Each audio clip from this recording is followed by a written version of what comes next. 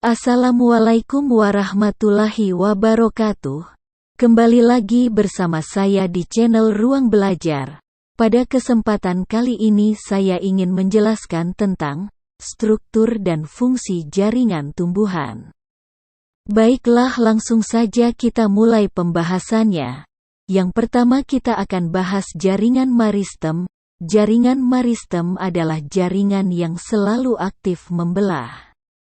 Yang kedua, jaringan dewasa. Jaringan dewasa adalah jaringan yang telah mengalami diferensiasi. Jaringan dewasa tersusun sebagai berikut. Yang pertama, jaringan epidermis. Jaringan epidermis merupakan jaringan yang berfungsi untuk melindungi jaringan di dalamnya dan sebagai tempat penukaran zat. Yang kedua, jaringan parenkim. Jaringan parenkim terletak di sebelah dalam jaringan epidermis. Jaringan berfungsi untuk menyimpan air dan cadangan makanan. Yang ketiga, jaringan kolenkim. Kolenkim termasuk jaringan penyokong organ tubuh tumbuhan muda dan tanaman herbal. Yang keempat, jaringan sklerenkim. Jaringan sklerenkim bekerja sebagai jaringan penguat tumbuhan yang terdiri atas sel mati. Jaringan ini memiliki dinding yang sangat kuat dan mengandung lignin.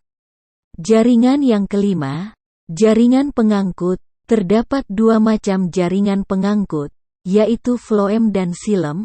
Floem bekerja untuk mengangkut makanan hasil fotosintesis dari daun ke seluruh tubuh. Sedangkan xilem bekerja untuk mengangkut udara dan mineral dari akar ke bagian tubuh lainnya. Yang terakhir, jaringan gabus. Jaringan ini memiliki fungsi untuk melindungi jaringan lain yang terdapat di bawahnya supaya tidak terlalu banyak kehilangan air. Selanjutnya kita akan membahas tentang struktur dan fungsi jaringan pada akar. Tapi sebelum lanjut, silahkan kalian tekan terlebih dahulu tombol subscribe-nya. Berikut bagian-bagian yang terdapat pada akar. 1. Epidermis. Tersusun atas dinding sel yang tipis dan memiliki susunan yang rapat tanpa adanya rongga. Yang kedua, korteks.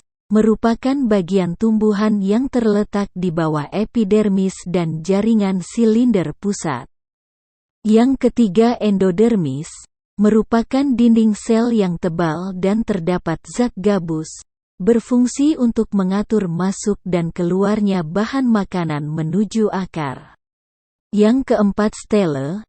Stele atau silinder pusat, terdiri atas partikel dan jaringan pengangkut. Selanjutnya kita akan membahas tentang struktur dan fungsi jaringan pada batang. Komponen anatomi penyusun batang sebagai berikut.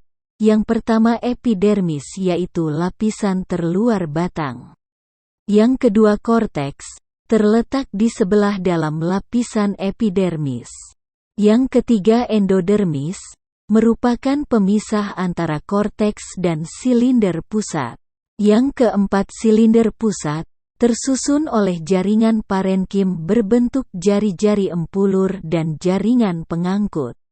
Selanjutnya kita akan membahas struktur dan fungsi jaringan pada daun. Struktur yang menyusun daun dapat dibedakan sebagai berikut. Yang pertama, epidermis. Merupakan lapisan terluar yang menutupi permukaan dan bawah daun. Yang kedua, jaringan mesofil atau jaringan dasar, terletak di antara epidermis atas dan bawah. Yang ketiga, jaringan kolenkim. Jaringan kolenkim adalah jaringan penguat yang terletak di tulang daun dan antara jaringan parenkim di daun.